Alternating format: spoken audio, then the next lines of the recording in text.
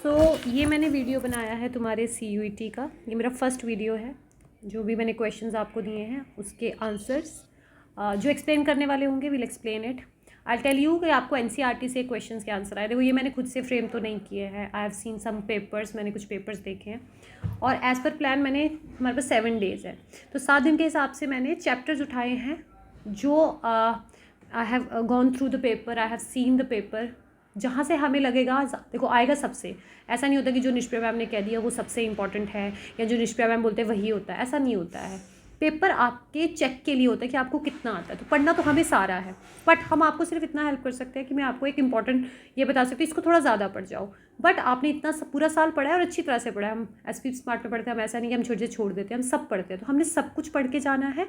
Emphasis करना है कि कौन से टॉपिक से कुछ चीज़ें ज़्यादा आती हैं, ठीक है। मैंने डे 1 में जो चैप्टर रखे हैं, देखो आपको इकोलॉजी से कम 10 क्वेश्चन आए हैं।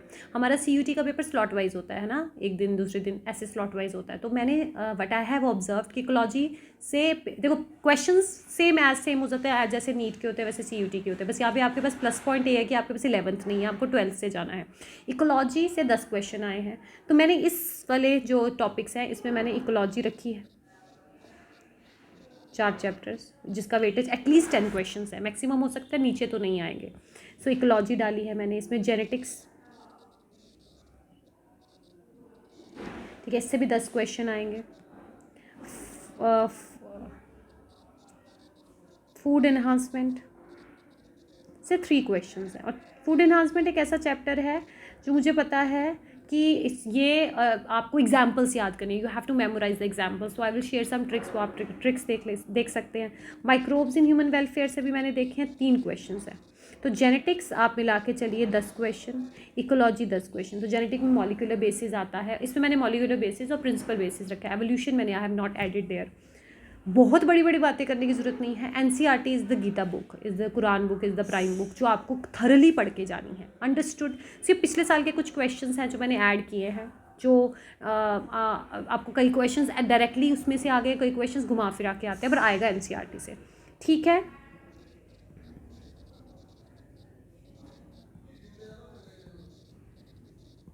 NCERT गो थ्रू करो, एग्जाम्पलर्स ले लो, जितने मॉक टेस्ट होते हैं उतने मॉक टेस्ट, तो ये आपको हेल्प करेंगे। लाइन टू लाइन पढ़ो, ठीक है। नाउ आप देखो पहला क्वेश्चन जो आपको आपके उसमें आया होगा, the process of mineralisation by microorganism help in formation of, ठीक है। तो ये क्वेश्चन आपको इकोलॉजी से आया हुआ है। आपको देखो ये क्वेश्चन आया हुआ है ना, और ये क्वेश्चन सीधा आप अगर आप अपना पेज नंबर 242 पे जाओगे तो you will get your answer here. Line wise line question है। तो देखो क्या लिखा है यहाँ पे, the humus is further degraded by some microbes and release of inorganic nutrients. तो आंसर आपका स्ट्रेट है। मैंने कहा ना, मैंने पिछले चैप्टर से क्वेश्चंस उठाए हैं। तो of inorganic nutrient occur by the process called mineralisation. तो आपके पास आंसर आपको आना। ये डिकम्पोजिशन, देखो फर्स्ट क्वेश्चन का आंसर आपको यहीं से मिल जाएगा। ये क्वेश्चन है mineralisation. Line wise line question है, ये पिछले साल के पेपर्स हैं जो एक्सपेक्टेड आ सकते हैं, मैंने उसी में से उठाया है। You can see here, the humus is further degraded by some microbes and release of inorganic nutrients occur by the process of mineralization। तो आपका आंसर सिंपली आपको मिल जाएगा। So what would be the answer here, देखो यहाँ पे answer हो जाएगा inorganic nutrient from the humus, as it is line है NCERT से। Why I am picking NCERT here, ताकि आपको एक आइडिया हो जाए कि कैसे हमारे पास NCERT से ही क्वेश्चन जो है वो फ्रेम होते हैं। This is your answer, inorganic nutrient from the humus. वही लिखा था वहाँ पे, है ना। आप पढ़ भी सकते हैं, अपनी NCERT अपने साथ खोल के रखो। फिर सेकंड क्वेश्चन है हमारे पास, यानी डिकम्पोजिशन से 2 क्वेश्चंस मेरे को नज़र आ रहे हैं। Complete the given analogy higher rate of, again ecosystem का क्वेश्चन है। Complete the given analogy, higher analogy होता है किसके साथ सेम जाता है, ये इसके साथ जाएगा, ये उसके साथ जाएगा। Higher rate of decomposition, detritus rich in nitrogen waste, ठीक है।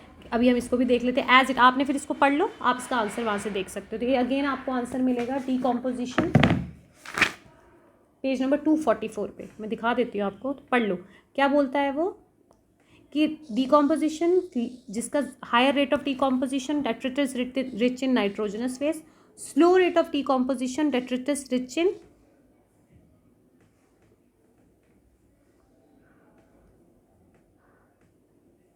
क्या यहाँ पे लिखा उसने हायर रेट पे नाइट्रोजन जाता है, एनालॉगी होता है।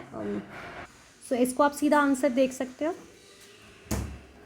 Higher rate of decomposition. अब हम इसको देखते हैं पेज नंबर 240। आ जाओ, ये पेज नंबर निकालो, देखो डीकॉम्पोजिशन इज लार्जली एंड ये है factors, this is very important, यहाँ से बहुत क्वेश्चन आता है, चाहे वो नीट है चाहे CUT है। Decomposition is one of the important topic, आपको लाइन टू लाइन पढ़ के जाना है, बाहर से नहीं आएगा, आएगा इसमें से। इकोलॉजी का सबसे पॉजिटिव पॉइंट है, जो कुछ भी आएगा एग्जाम्पल्स होगी, लाइन टू लाइन आती है।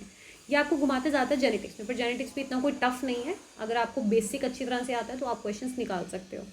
So you have this decomposition is largely N oxygen requiring process. The rate of decomposition is controlled by chemical composition of that. In particular climatic condition, decomposition is rate is slower if the detritus is rich in lignin and chitin. Slower rate of decomposition है lignin and chitin में, और higher rate of decomposition किस में है, ठीक है। And quicker का मतलब हो गया higher rate of detritus is rich in nitrogen and sugar. तो यहाँ पे स्लो रेट पे क्या आएगा, बताओ आंसर क्या दिया उन्होंने, लिग्निन या काइटिन। क्विकर को आप यहाँ पे हायर मान सकते हो। तो देखो सेम क्वेश्चन आया, same line to line question आया, सिर्फ घुमाया है उन्होंने। So here is your lignin, here is your answer is lignin, ठीक है। तो ये आपको याद रखना है। तो what slow rate of decomposition किसका है, जिसमें लिग्निन या काइटिन होगा। तो ये लाइन टू लाइन आया हुआ है आंसर, ओके। अब आएंगे हम थर्ड क्वेश्चन पे। Among the following, where do you think the process of decomposition is faster? किस जगह पे decomposition faster होती है? आपके पास सेम पैराग्राफ है,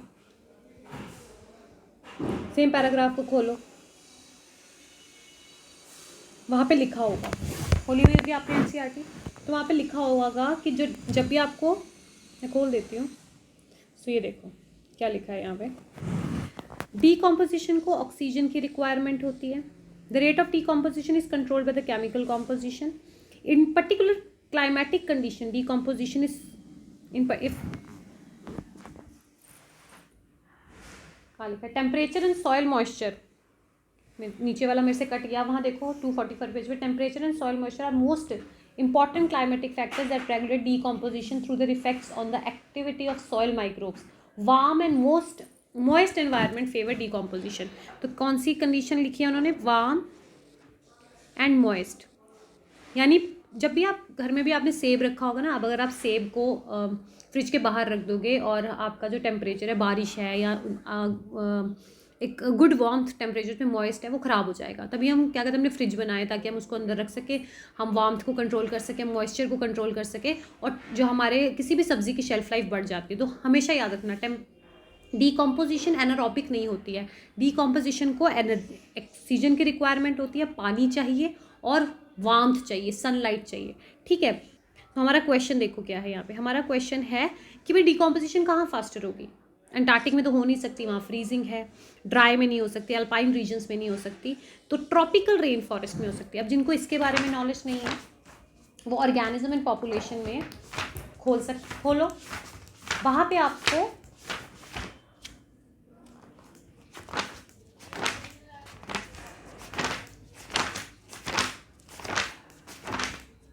uh, 220 पेज नंबर पे एक biome distribution with respect to annual temperature and precipitation, बारिश का कहाँ कितनी बारिश होती है। तो ट्रॉपिकल रीजन देखो, ट्रॉपिकल रीजन में वहाँ पे खोलेंगे आपको सबसे ज़्यादा बारिश दिखाई देगी। तो ट्रॉपिकल रीजन ऐसे रीजन होते हैं, अगर हमारे पास ये अर्थ है तो ये अर्थ का इक्वेटर है, इक्वेटर से ऊपर जाते जाते हैं तो सनलाइट जो होती है सबसे डायरेक्ट ट्रॉपिकल रीजन पे पड़ती है, भूमध्य रेखा पे पड़ती है। तो इसके ऊपर जो होते हैं ये ट्रॉपिकल रीजन है, इसके ऊपर सब ट्रॉपिकल रीजन, इसके आसपास सबसे ज़्यादा लाइट होगी। ट्रॉपिकल रीजन्स होते हैं, अंग्रेजी में बोलते हैं ट्रॉपिकल फॉलिएज, जैसे जहाँ पे पानी हो, गोवा का बीच हो गया, बीचीज़ हो गई, ट्रॉपिकल में आता है ना। यहाँ पे सबसे ज़्यादा पॉपुलेशन होती है, यहाँ पे सबसे ज़्यादा लोग रहना पसंद करते हैं क्योंकि पानी यहाँ पे सबसे ज़्यादा है, यहाँ पे टेम्परेचर बहुत अनुकूल है। मेरे को कोई बोलेगा कि तू जाके अंटार्कटिका पॉल पे रहे, मैं नहीं रहूँगी, या जाके राजस्थान में मैं नहीं रहना चाहती। I want to live here because यहाँ पे मुझे सब कुछ मिलेगा, और डीकॉम्पोजिशन के लिए सबसे अच्छा है। तो ये आंसर होगा आपका, अंडरस्टूड। नेक्स्ट क्वेश्चन, ये भी आपके पास डायरेक्ट क्वेश्चन है, तो सब पिछले साल के क्वेश्चन हैं जो मैंने उठाए हैं। तो आपको ये क्वेश्चन का आंसर भी पेज नंबर 245 पे मिल जाएगा कि ऑफ द टोटल इंसिडेंट, यहाँ पे इंसिडेंट लिख दिया मैंने, इंसिडेंट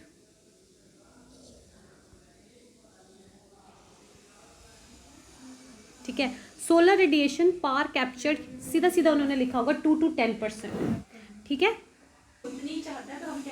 ठीक है। So this is your 2 to 10%। ये बहुत बार क्वेश्चन आता है, this is a neat bomber, I say it is a neat bomber, 1000 times question आता है। What I am trying to say, why am putting NCERT, मैं ऐसा नहीं मैं हर बार ही करूँगी, बट मैं आपको इसलिए बता रही हूँ, जो मुझे लगेगा वहाँ हम इंपॉर्टेंट उस लाइन पे जाएंगे। एनसीईआरटी की लाइन बहुत इंपॉर्टेंट है, there are thousands of books, there are thousands of thing, पर सबसे बड़ी बुक जो आपके लिए है वो एनसीईआरटी है। जो ये पढ़ेगा वो क्लियर करेगा, जो मॉक टेस्ट दे के एक एक लाइन को पढ़ेगा वो क्लियर करेगा, जो बहुत बड़ी बड़ी बातें करेगा, एक्स्ट्रा एक्स्ट्रा करेगा, उसका कुछ नहीं होगा, ठीक है। अब आ जाइए आप नेक्स्ट क्वेश्चन पे, आइडेंटिफाई द इनकरेक्ट स्टेटमेंट। इसमें से हमें इनकरेक्ट स्टेटमेंट जो है वो आइडेंटिफाई करनी है।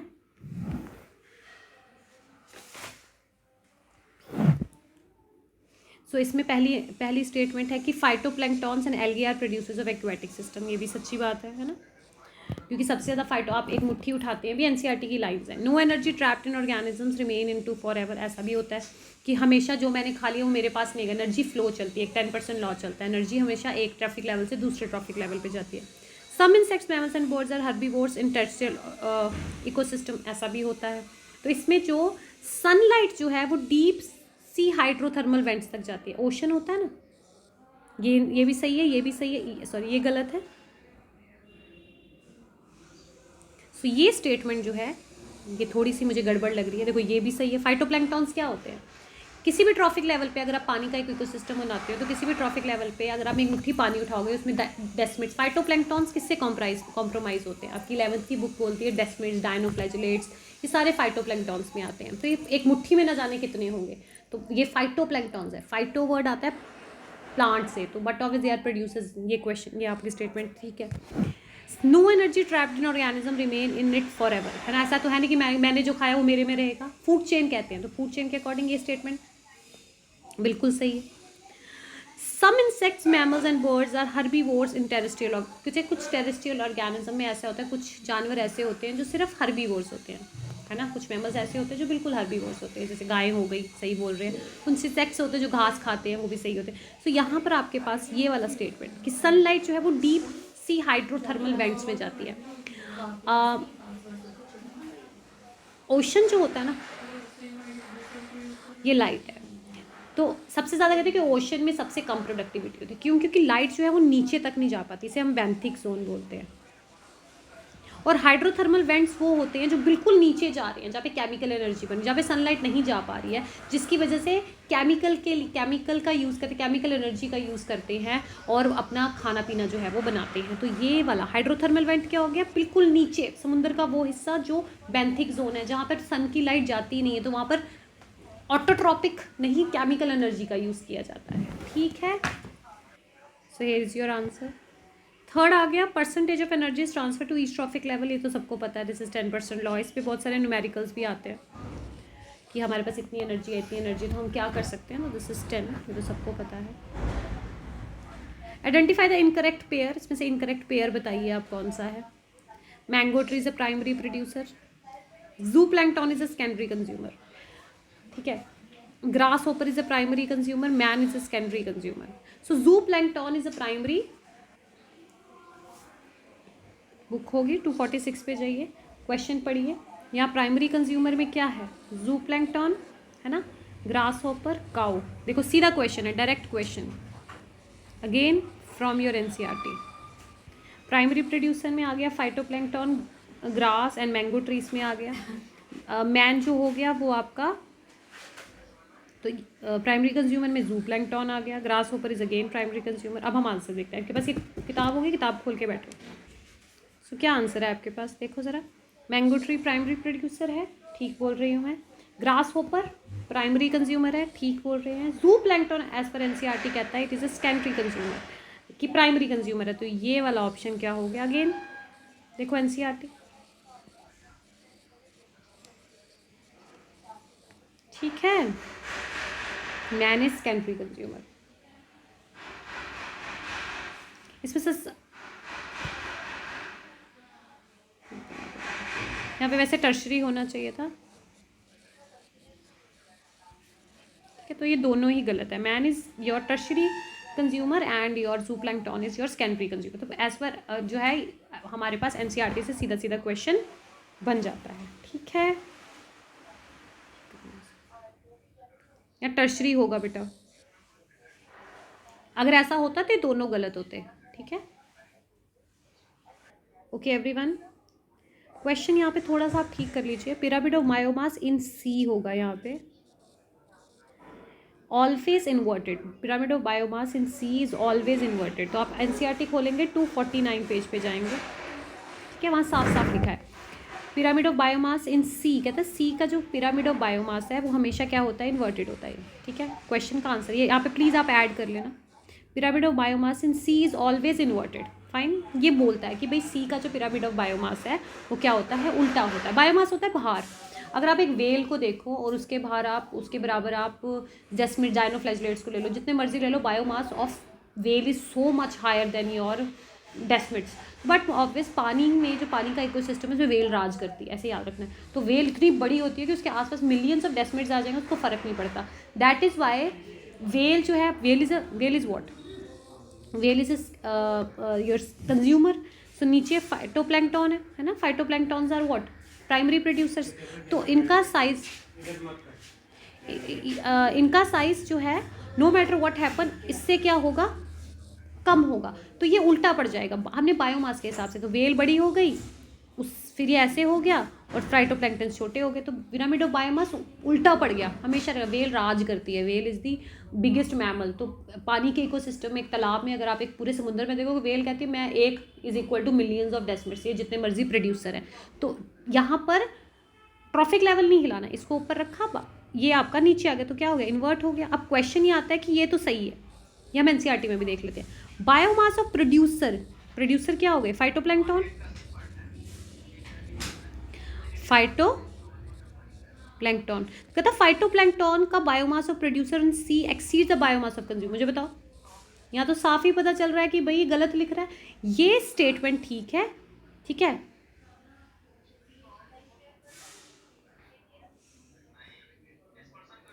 ठीक है, तो ये स्टेटमेंट ठीक है, assertion is true but reason is, हैं कि अब हम इसको देखते हैं एनसीईआरटी से, कि एनसीईआरटी में ऐसा दिया हुआ है। प्लीज़ अगर जो भी ये वीडियो देख रहा है, pyramid of biomass is always, pyramid of biomass of C आएगा यहाँ पे ना, is always inverted, is always inverted, C आएगा, of C is always inverted, ठीक है। मेरे हिसाब से आंसर होना चाहिए assertion is true but reason is false, कि भाई ठीक है सी का इन्वर्ट है बट आप ये चीज़ जो है वो गलत कह रहे हैं। हम इसको एनसीईआरटी से देख लेते हैं अब। सो ये भी क्वेश्चन एनसीईआरटी से है। तो pyramid of biomass in sea is generally inverted, तो एनसीईआरटी के हिसाब से हमारा असर्शन क्या हो गया, ट्रू हो गया। The mass of fishes are far exceed the mass of phytoplankton, so phytoplankton is here producer, वो उल्टा बोल रहा है, और ये आ गया आपका कंज्यूमर। यानी असर्शन तो ठीक है पर रीज़न गलत है। तो ये आ गया आपका क्वेश्चन, तो ये आपका सीयूटी का क्वेश्चन है, प्रीवियस ईयर क्वेश्चन है, ठीक है। What I am trying to say here is, मैं क्यों उठा के इतनी मेहनत करके एनसीईआरटी को आपके सामने ला रही हूँ। जिसने एनसीईआरटी ओपन नहीं की होगी, I am sorry, no matter how much hard, how much we put, कुछ नहीं होता, बायो में एनसीईआरटी ही चलेगी बेटा। So you got your answer here, assertion is true but the reason is false, ठीक है। Limitation of ecological pyramid, ecological pyramid का क्या लिमिटेशन है, तो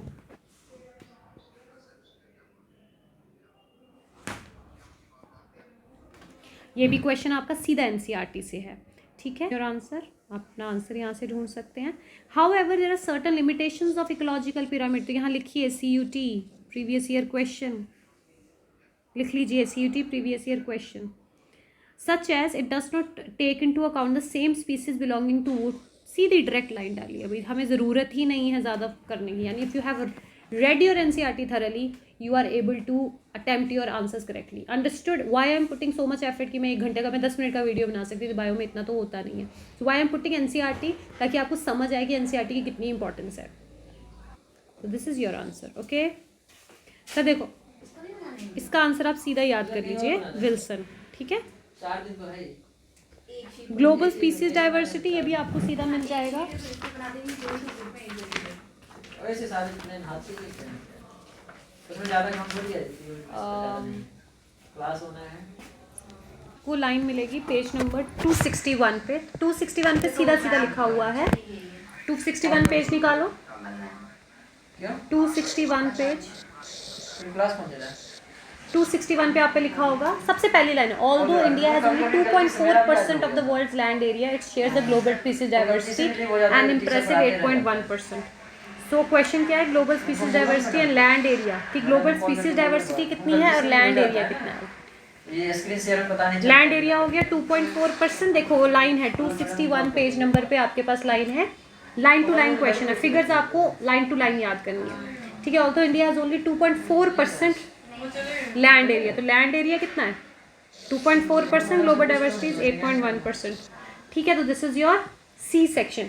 261 पेज नंबर, पहली दो लाइंस में आपको आंसर मिलेगा। तो ये अभी नेक्स्ट क्वेश्चन देखो, स्टेबल कम्युनिटी, इसके लिए आपको पेज नंबर निकालना पड़ेगा 263। तो ये आपके पास एक क्वेश्चन का आंसर आ गया, देखो। अच्छा कल भी लेना है कल भी तो है क्लास, ये देखो, क्लास डेली होती है। Stable community should not show too much variation in productivity from year to year, it must be either resistant or should not show too much variation from year to year। ये underline कर लो, ये question लिखो, CUET 2023 should not show too much variation from year to year, must be either resistant or resilient to occasional distribution disturbances, and it must also be resistant to invasion by alien species। So you will get your answer from here only। यहाँ से आप पढ़ लो इसको, आपके पास आपका answer वहाँ आ जाना चाहिए। तो हम आंसर देख लेते हैं, तो क्या आंसर आएगा इसका। कहते हैं स्टेबल कम्युनिटी में high productivity large variation from, ये तो हो नहीं सकता, must be resistant to invasion, तो ये आंसर है आपका, है ना, 12th का बी आंसर आएगा। तो आंसर आपके सामने पड़ा हुआ है, ऐसा कोई रॉकेट साइंस नहीं है, बट आपको थरली पढ़ना पड़ेगा। अंडरस्टूड? ये सारे पिछले साल के क्वेश्चन है। आई एम नॉट सेइंग कि मैम यही आएंगे या ऐसे ही आएंगे, बट पैटर्न यही है, रिपीटेड क्वेश्चंस हैं, बट थरली पढ़ के जाओगे, देखो मेहनत करोगे ना ईमानदारी से तो फ्रूट मिलता है। Sometimes you don't do smart work, sometimes कहीं कहीं पे हमें पूरी ईमानदारी से हार्ड वर्क करना पड़ता है, ठीक है, ये मेरा मानना है। IUCN red list documents exhibition, आप इसको अंडरलाइन करो क्योंकि ये NCERT में आपको प्राइमरी हॉग, इसका आप लिख लीजिए कहीं पे, बिकॉज इसका जिक्र इसमें नहीं है। ये आपको मिलेगा पेज नंबर 263 पर। आई बिलीव हॉग ऐड नहीं किया है, तो हॉग इन्होंने अब ऐड किया, तो इसको अंडरलाइन कर लो। फाइंड इनकरेक्ट मैच या match and species diversity with respecting Amazon forest. तो आपके पास ये आंसर आएगा आपको पेज नंबर 261